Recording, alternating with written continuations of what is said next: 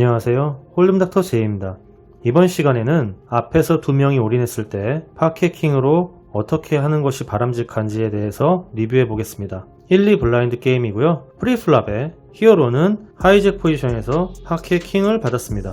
언더더건과 미들이 림프했고요. 히어로의 앞자리까지 모두 폴드하자 히어로는 20개로 오픈 레이즈를 합니다.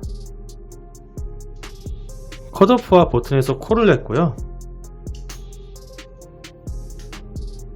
언더더건과 미들도 콜을 해서 총 5명이 플랍을 보게 되었습니다. 플랍은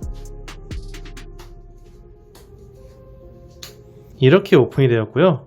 언더더건과 미들이 체크하자 히어로는 60개로 컴뱃합니다. 컷오프가 콜을 했고요. 버튼이 폴드하자 언더더건에서 120개로 올인합니다. 미들이 기다렸다는 듯이 재빠르게 300개로 올인을 했고요. 히어로도 폴드하지 못하고 고민 끝에 콜을 했는데요. 컷오프는 폴드 했고요. 3명이 핸드를 오픈했는데 언더더건의 핸드는 이런 핸드가, 미들의 핸드는 이런 핸드가 나왔습니다. 턴에서는 에이스 스페이드가 나왔고 리버에서는 킹 스페이드가 나오면서 메인 팟은 언더더건이, 사이드 팟은 히어로가 가져갔는데요. 이 핸드에 대해서 같이 한번 보도록 하겠습니다. 먼저 플랍으로 가보겠습니다. 프리플랍에는 특별히 설명할 것이 없어서 플랍부터 보도록 하겠습니다. 굳이 설명을 하나 하자면 이렇게 10bb씩이나 오픈을 했는데 4명이 콜을 하는 분위기라면 멀티웨이가 자주 형성되는 분위기일 것이므로 상황에 따라 배팅 사이즈를 조정하는 것이 좋다고 판단됩니다. 물론 공교롭게도 4명의 플레이어 모두 할만한 핸드를 가졌을 수도 있으나 일반적으로 3벳의 빈도가 낮고 콜이 많은 분위기에서는 좀 더 강한 액션이 필요하겠죠. 사실 이런 것은 테이블의 분위기를 잘 파악하면 충분히 캐치할 수 있는 사실입니다. 어쨌든 핸드 리뷰로 돌아와서요. 5명이 플랍을 받고 팟은 약 100개입니다. 파켓킹을 가진 히어로 입장에서는 플랍이 굉장히 불편하게 나왔는데요. 투톤 보드도 모자라서 한방 스트레이트가 가능한 보드가 나왔기 때문이죠. 우선 여러분들이 플레이를 하실 때 4명 이상의 멀티웨이가 형성이 되었다면 두 가지를 체크하셔야 합니다.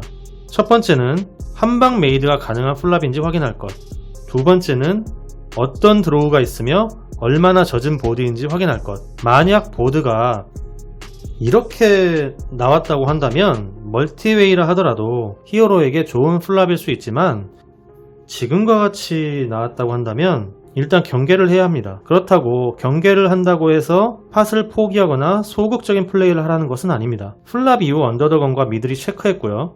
히어로는 60개로 배팅을 하죠. 이런 히어로의 액션은 당연한 것이죠.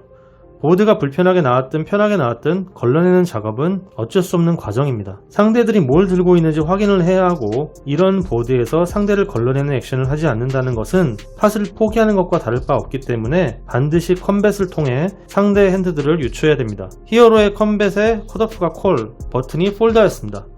그리고 언더더건이 잭레이즈 올인을 했고요. 그런데 미들까지 여기서 올인을 하죠. 이렇게요. 뭐 어찌 보면 당연한 겁니다. 그런데 지금 핸들을 블라인드 처리하고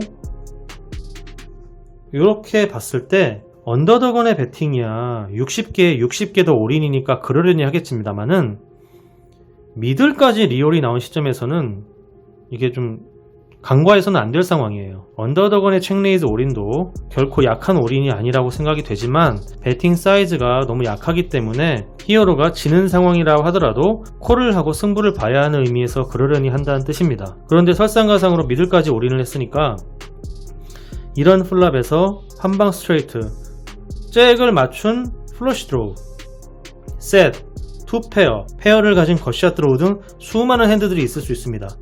여기에서 상대의 핸드레인지에 따른 콤보수를 계산하는 것은 큰 의미가 없을 겁니다. 왜냐하면 이기고 있을 핸드보다 지고 있을 핸드가 훨씬 많기 때문이에요. 한 명도 아니고 2명이나 올인을 했기 때문에 베리언스가 극대화가 되며 지금과 같은 상황에서는 아무리 킹스를 가진 히어로를 하더라도 자신있게 콜을 할 수 있는 상황은 아닙니다. 지금과 같은 상황에서는 보드가 많이 불편하기 때문에 위크한 플레이라 하더라도 폴드하는 것이 좋을 수 있습니다.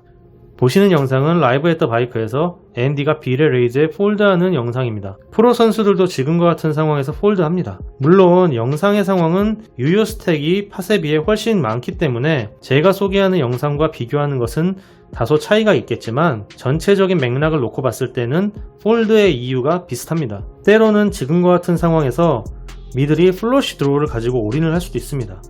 이런 식으로요. 그럼 사이드 팟이라도 취하기 위해 콜을 할 수도 있죠. 그러나 지금 상황에서 미들이 플러시 드로우를 가졌을지 아니면 지금처럼 셋을 가졌을지는 콜을 해봐야 알 것입니다. 왜냐하면 보드가 너무 불편하게 나왔기 때문이에요. 그러니까 예상할 수 있는 핸드는 뭐든지 나올 수 있는 것이고 이기고 있다고 하더라도 최소한 플러시 드로우 정도는 갖고 있기 때문에 상대가 히어로를 이제 이길 수 있는 아웃츠가 적지 않다는 걸 말씀드리는 것이죠.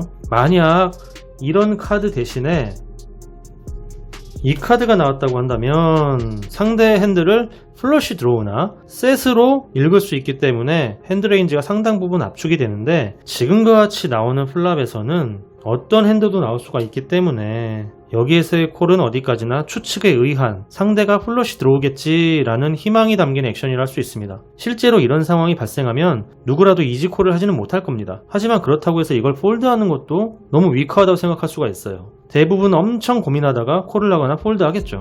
이 상황은 비단 남의 일이 아닙니다. 여러분들에게도 얼마든지 발생할 수 있는 상황이고 이럴 때 여러분들이 어떤 선택을 하느냐는 상황에 따라 달라지겠죠. 같은 상황이라고 하더라도 어떤 때에는 콜을 할 것이고 어떤 때에는 폴드 할 것입니다. 그럼 그것은 어떤 기준에 의해서 결정될까요?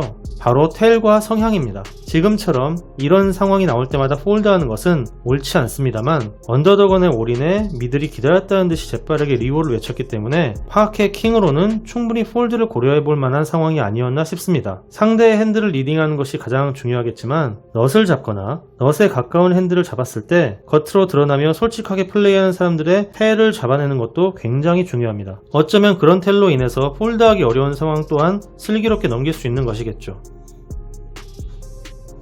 여러분들이 게임을 하고 계실 때 가장 큰 데미지를 주는 것이 이런 파켓 킹이나 에어라인과 같은 핸드들일 것입니다.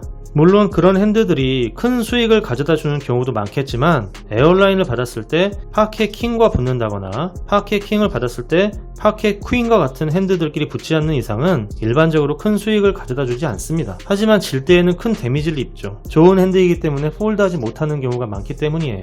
좋은 핸들을 들고 폴드하지 못한다면 언젠가는 단 한 번의 패배로 그날의 게임을 망칠 수 있습니다. 제가 굉장히 자주 하는 얘기인데요. 간혹 이런 분들이 계십니다. 모노톤 에이스 하이 플랍에서 상대의 올인에 에이스 킹 가지고 스냅 콜을 하는 분들이 많이 있습니다. 상황에 따라 콜을 할 수는 있겠죠. 하지만 스냅콜은 아니라는 겁니다. 에이스킹이 탑페어 탑키커로 강한 상황인 건 맞지만 플러시 드로우를 무시할 정도로 아주 강한 핸들은 아니라는 것이죠. 이번 핸드는 강한 핸들을 잡았지만 2명이나 올인을 한 상황에서 승부를 보려는 무모한 플레이의 대표적인 예라고 볼 수 있겠습니다. 이런 상황에서 나 같으면 어떻게 했을까 라는 것을 한번 생각해 보시기 바라며 이번 핸드 리뷰는 여기에서 마치겠습니다. 시청해주신 여러분 감사합니다.